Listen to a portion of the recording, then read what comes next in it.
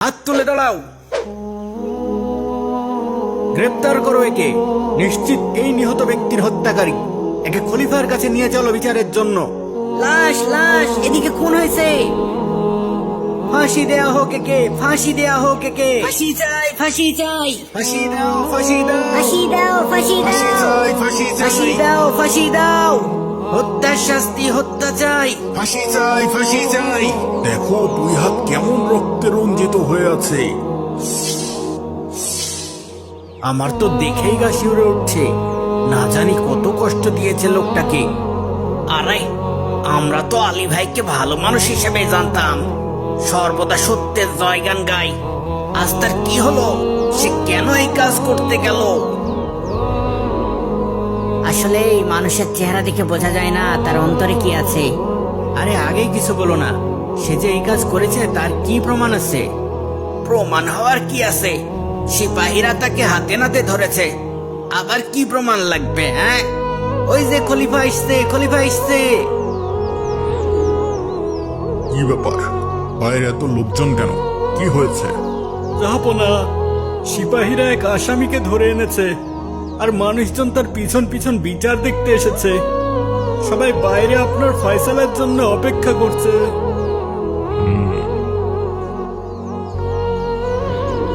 ওই যে খলিফা আসছে। ফাঁসি চাই, ফাঁসি চাই। ফাঁসি চাই, ফাঁসি চাই, চাই। সবাই শান্ত হন, সবাই শান্ত হন। ফাঁসি চাই। এই যুবক সেই আসামি। জি জাহাপনা। পা দুটো কেমন কাঁপছে, চেহারা পাংশুবর্ণ হয়ে গেছে। নিশ্চয় অনেক ভয় পেয়েছে। কি অপরাধ করেছে সে? খুন করেছে জাহাপনা। খুন করেছে? জি জাহাপনা, রক্তাক্ত লাশের পাশে ছুরিসহ হাতে নাতে ধরা পড়েছে। তারপরই সিপাহীরা তাকে বিচারের জন্য আপনার কাছে নিয়ে এসেছে। ফাঁসি চাই, ফাঁসি চাই। ফাঁসি চাই, ফাঁসি চাই, ফাঁসি চাই, ফাঁসি চাই, হত্যা চাই। ফাঁসি চাই, ফাঁসি চাই, হত্যার শাস্তি, হত্যা চাই। ফাঁসি দাও, ফাঁসি ফাঁসি দাও, দাও। ফাঁসি দাও। ফাঁসি চাই, ফাঁসি ফাঁসি চাই। চাই, ফাঁসি চাই। ফাঁসি চাই, ফাঁসি চাই। ফাঁসি চাই, ফাঁসি চাই। আপনারা শান্ত হন। এখনই এই অপরাধীর বিচার করা হবে। যদি সে সত্যি হত্যাকারী হয় তবে অবশ্যই তাকে কিসাসের ফয়সালা শোনানো হবে। হত্যার শাস্তি হত্যা, তার উপরও কার্যকর করা হবে। আল্লাহু আকবার, আল্লাহু আকবার, আল্লাহু আকবার, আল্লাহু আকবার, আল্লাহু আকবার, আল্লাহু আকবার, আল্লাহু আকবার, আল্লাহু আকবার। সেনাপতি, জি জাহাপনা। আপনি পুরো ঘটনা প্রথম থেকে বিস্তারিত খুলে বলুন। জি জাহাপনা। আমরা আজও প্রতিদিনকার মতো টহল দিচ্ছিলাম। ভোরবেলাতে যথারীতি রাস্তাঘাট ফাঁকাই ছিল। হঠাৎ আমাদের কানে একটা চিৎকার ভেসে আসে। আমরা প্রথমে বুঝতে পারিনি কিসের শব্দ হলো। কেমন মানুষের চিৎকারের মতো মনে হলো না? হ্যাঁ, খুব কাছে মনে হলো শব্দটা। চলো তো দেখি। তাড়াতাড়ি আমরা সেই শব্দ লক্ষ্য করে রওনা হই। আর একটু দূর যেতেই দেখি এই যুবক রক্তমাখা ছুরি হাতে দাঁড়িয়ে আছে, আর নিচে পড়ে আছে এক নিহত ব্যক্তির নিথর রক্তাক্ত দেহ। আশপাশে আর কেউ নেই। আমাদের বুঝতে বাকি থাকলো না যে এই ব্যক্তি নিহত ব্যক্তির হত্যাকারী। সাবধান, হাত তুলে দাঁড়াও, গ্রেপ্তার করো একে। নিশ্চিত এই নিহত ব্যক্তির হত্যাকারী। একে খলিফার কাছে নিয়ে চলো বিচারের জন্য। এই খুন হয়েছে, খুন হয়েছে। লাশ লাশ এদিকে খুন হয়েছে। তারপর আমরা সরাসরি তাকে আপনার দরবারে বিচারের জন্য নিয়ে এসেছি হুজুর। এখন আপনি এর বিচার করুন মহামান্য খলিফা। হে যুবক, তোমার বিরুদ্ধে যে অভিযোগ করা হয়েছে তা কি সত্য? তুমি কি এই নিহত ব্যক্তিকে হত্যা করেছ? হ্যাঁ, আমি এই ব্যক্তিকে হত্যা করেছি। কেন হত্যা করেছ? কিভাবে হত্যা করেছ? তুমি চুপ করে থাকলে তোমার আত্মসমর্থনের সুযোগ হারাবে। আদালত তোমাকে সরাসরি অপরাধী হিসেবে গণ্য করবে। মহামান্য খলিফা, সে শুরু থেকেই কোনো এক অজ্ঞাত কারণে সম্পূর্ণ নীরবতা পালন করছে। হয়তো কোনো পুরনো শত্রুতা থাকতে পারে। যেহেতু আসামিকে হত্যা করার পর সম্পূর্ণ হাতে নাতে ধরা হয়েছে, যেহেতু আসামি তার আত্মপক্ষ সমর্থন করেনি এবং নিজ মুখে হত্যার কথা স্বীকার করে নিয়েছে, তাই তার অভিযোগ প্রমাণ করতে আলাদা করে কোনো তথ্য প্রমাণের দরকার নেই। সে কেন হত্যা করেছে বা কিভাবে হত্যা করেছে তা না জেনেও তার ব্যাপারে শরীয়তের ফয়সালা জানানো যাবে। যেহেতু কেসাসের বিধান হলো হত্যার শাস্তি হত্যা, তাই খুনের অপরাধে এই যুবককে কতল করার আদেশ দেওয়া হলো। তাকে আসরের ওয়াক্ত পর্যন্ত বন্দী রাখা হবে এবং নামাজের পর সকল মানুষের সামনে তাকে ফাঁসিতে ঝোলানো হবে। আল্লাহু আকবার, আল্লাহু আকবার। আল্লাহু আকবার, আল্লাহু আকবার, আল্লাহু আকবার, আল্লাহু আকবার।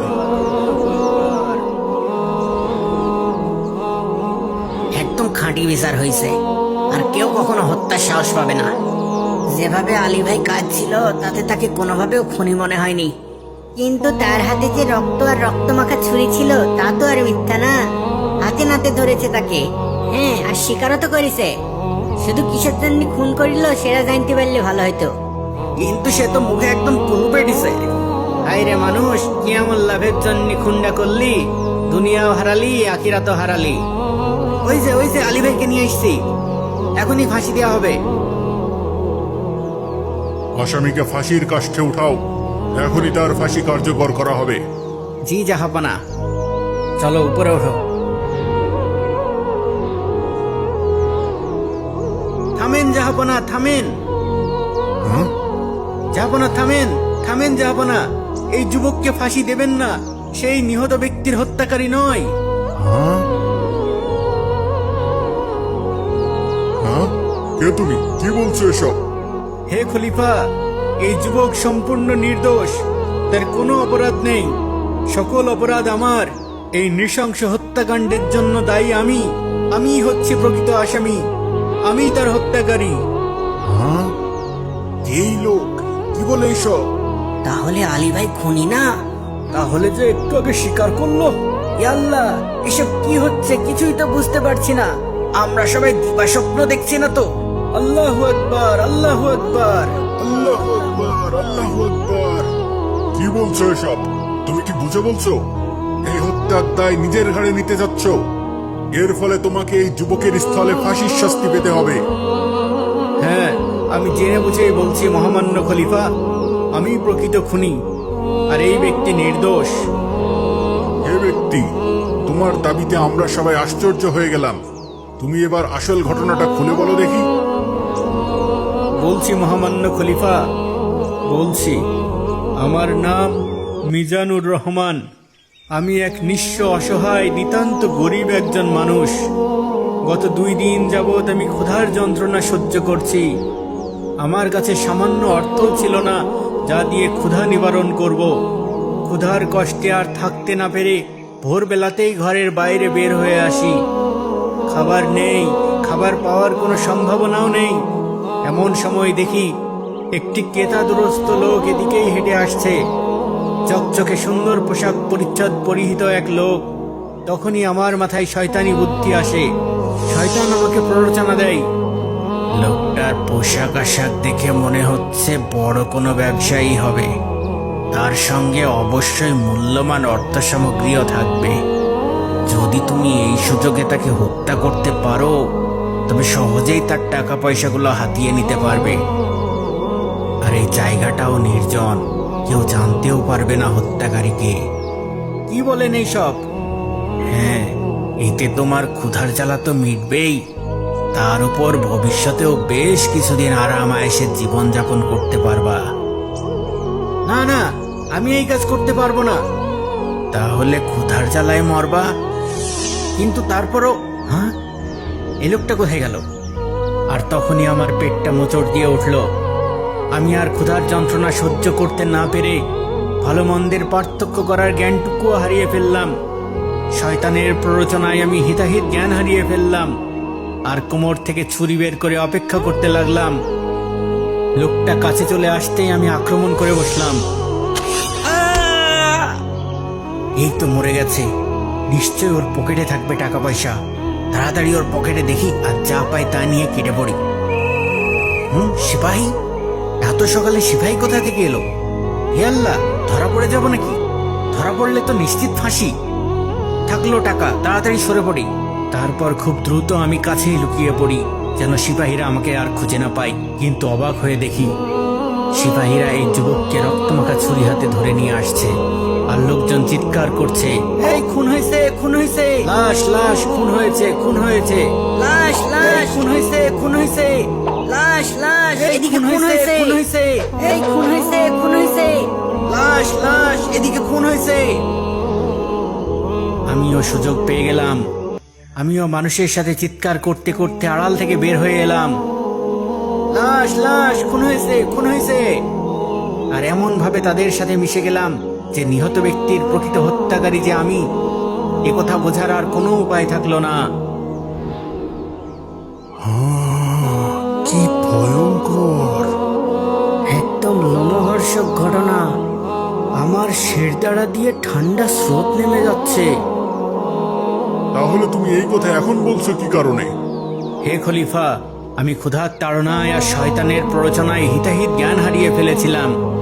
কিন্তু যখন দেখলাম এই অল্প বয়স্ক সুন্দর যুবককে বিনা অপরাধে কিসাসের ফয়সালা শোনানো হলো, কতল করার আদেশ দেওয়া হলো, তখন আমার চেতনা ফিরে এলো। বিবেকের দংশন বারবার আমার হৃদয়কে ক্ষতবিক্ষত করতে লাগলো। এখন তো আমি দুইজন ব্যক্তির হত্যাকারী হয়ে গেলাম। একজনকে নিজের হাতে খুন করলাম, আর অন্যদিকে অপরাধ স্বীকার না করে এই নিরপরাধ যুবককে ঠান্ডা মাথায় হত্যা করছি। দুনিয়ার শাস্তির তুলনায় তো আখিরাতের শাস্তি অনেক কঠিন। হাসরের ময়দানে আল্লাহ তাআলার সামনে আমি কি জবাব দেব? তার চেয়ে অপরাধ স্বীকার করলে হয়তো দুনিয়ায় শাস্তি পাবো, কিন্তু একই সাথে একজন নিরপরাধ লোকের জীবন তো রক্ষা হবে। এই বিবেচনায় হয়তো আল্লাহ তাআলাও আমাকে ক্ষমা করে দিতে পারে। হ্যাঁ, আমি আমার অপরাধ স্বীকার করব। তাই আমি আপনার দরবারে হাজির হয়ে হত্যার প্রকৃত রহস্য উদ্ঘাটন করে দিলাম। আমি হচ্ছে আসল হত্যাকারী, আর এই ব্যক্তি সম্পূর্ণ নির্দোষ। তাই তাকে মুক্তি দিয়ে দিন আর আমার বিচার করুন। কিন্তু তুমি তো আমার মনে নতুন প্রশ্ন জাগিয়ে দিলে। কি প্রশ্ন? হে যুবক, এ লোক কি যা বলল তা কি ঠিক? আসলেই কি তুমি এই নিহত ব্যক্তির হত্যাকারী নও? হ্যাঁ মাননীয় খলিফা, তার কথা সম্পূর্ণ সঠিক। আমি প্রকৃত হত্যাকারী নই। তাহলে তুমি মিথ্যার উপর কেন স্বীকারোক্তি দিলে? কেন তুমি হত্যার কথা স্বীকার করলে? জনাব, নিশ্চয়ই এর পিছনেও কারণ আছে। কি সেই কারণ? এক্ষুনি বলো, কৌতূহলে আমার প্রাণবায়ু বের হয়ে যাচ্ছে। হে মহামান্য খলিফা, বলছি। আমার নাম আলী জাবের। আমি এই এলাকায় কিছুদিন যাবৎ কসাইয়ের কাজ করি। প্রতিদিনকার মতো আজও খুব ভোরে একটি ছাগল জবাই করছিলাম। হঠাৎ কাছে কোথাও থেকে একটা আর্তচিৎকার ভেসে আসে। মানুষের চিৎকার মনে হলো। এত ভোরবেলায় কেউ বিপদে পড়লো নাকি? যাই তো দেখি কি হলো। আমি রাস্তার কাছে আসতেই যে দৃশ্য দেখলাম, হে আল্লাহ, এ কি? এ তো এক তরতাজা লাশ। এক্ষুনি কেউ খুন করেছে, রক্তে গড়াগড়ি খাচ্ছে। কে খুন করলো? আশেপাশে তো কাউকে দেখতে পাচ্ছি না। ও আল্লাহ, কত রক্ত বের হচ্ছে। এখন কি করব? কিভাবে সাহায্য করব? কাকে ডাকবো?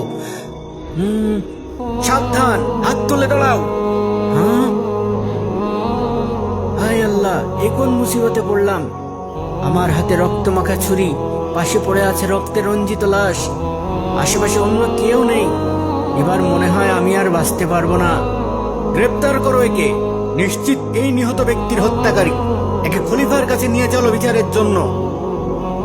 লা ইলাহা ইল্লা আনতা সুবহানাকা ইন্নী কুনতু মিনাজ জালিমিন। খুন হইছে, খুন হইছে, লাশ, লাশ, লাশ খুন হয়েছে, লাশ, খুন এদিকে হয়েছে। খুন হয়েছে।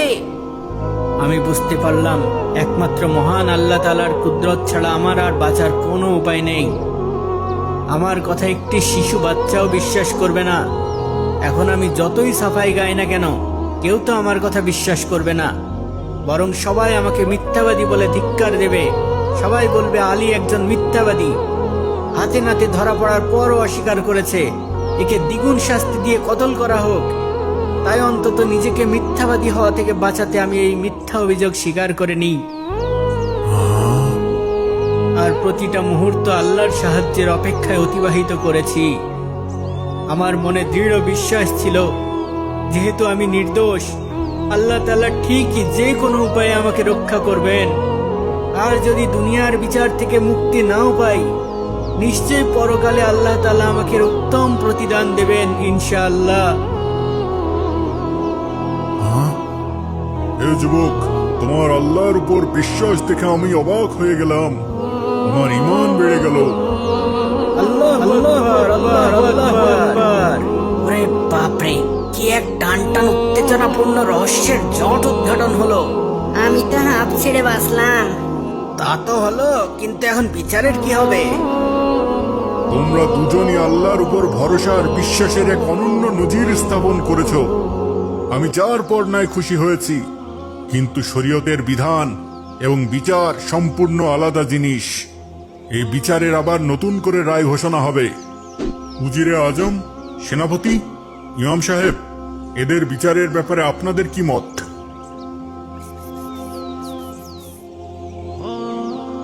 কি আর হবে, আলীর জায়গায় ওই লোকের ফাঁসি হবে। যদিও লোকটা হত্যাকারী, তবুও খারাপ লাগছে। নিজের ফাঁসি হবে জেনেও অপরাধ স্বীকার করে নিল। হ্যাঁ, ক্ষুধার জ্বালা বড় জ্বালা। জাহাপনা, এই ব্যাপারে আমাদের মতামত হলো, দ্বিতীয় ব্যক্তি যদিও একজনকে হত্যা করেছে, কিন্তু হত্যার কথা স্বীকার করে সে এমন এক ব্যক্তির জীবন রক্ষা করেছে যার ব্যাপারে আপনি কিসাসের ফয়সালা করে ফেলেছিলেন। যেহেতু আপনাদের এটাই মতামত, তাহলে আমি নতুন রায় ঘোষণা করে দিচ্ছি। জি জাহাপনা। আসামি এমন সময়ে নিজের খুনের কথা স্বীকার করেছে যখন অন্য ব্যক্তির ব্যাপারে মৃত্যুর ফয়সালা হয়ে গেছে, আর এভাবে সে এক নিরপরাধ ব্যক্তির জীবন রক্ষা করেছে। আর আল্লাহ রাব্বুল আলামিন পবিত্র কোরআনে বলেছেন, যে কারো প্রাণ রক্ষা করলো সে যেন সকল মানুষের প্রাণ রক্ষা করলো। তাই তাদের দুজনকেই মুক্তি দেওয়া হলো। আলহামদুলিল্লাহ, আলহামদুলিল্লাহ। আর নিহত ব্যক্তি? আর নিহত ব্যক্তির জন্য সরকারি বাইতুল মাল থেকে তার রক্তপণ আদায়ের ঘোষণা করা হলো। আল্লাহু আকবার, আল্লাহু আকবার। আল্লাহু আকবার, আল্লাহু আকবার।